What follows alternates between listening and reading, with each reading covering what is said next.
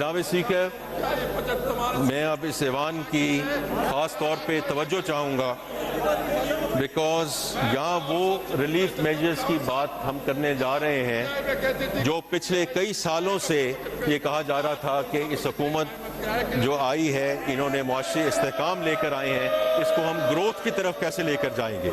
تو یہ جو اب ہم بات کرنے جا رہے ہیں ریلیف کے بارے میں، اور یہ خاص طور پہ وزیر اعظم پاکستان کی ہدایت، ان کی گائیڈنس، ان کی انسٹرکشن پہ یہ ریلیف جو ہے وہ پرووائڈ کی جا رہی ہے، تو میں سب سے کہوں گا کہ اس پہ ذرا متوجہ ہوں۔ سب سے پہلے تنخواہ دار طبقے کے لیے ریلیف۔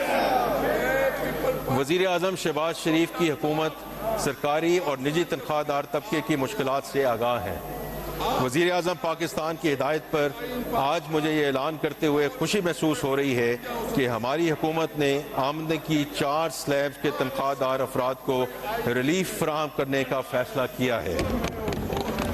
اس سلسلے میں جو تنخواہ دار 22 سے 32 لاکھ روپے کے درمیان سالانہ کماتے ہیں، ان کے ٹیکس کی شرح 23% سے کم کر کے 20% کرنے کی تجویز ہے۔ 32 سے 41 لاکھ روپے کے درمیان آمدن والے تنخواہ داروں کے لیے ٹیکس کی شرح 30% سے کم کر کے 25% کرنے کی تجویز ہے۔ 41 سے 56 لاکھ روپے آمدن والوں کے لیے انکم ٹیکس کی شرح 35% سے کم کر کے 29% کرنے کی تجویز ہے۔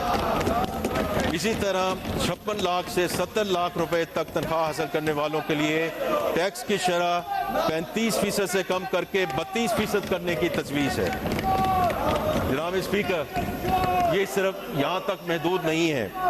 تنخواہ پر عائد ٹیکس کی شرحوں میں کمی کے علاوہ ہم نے ایک اور اہم ریلیف قدم اٹھاتے ہوئے تنخواہ دار طبقے پر عائد سرچارج کو بھی ختم کرنے کا فیصلہ کیا ہے۔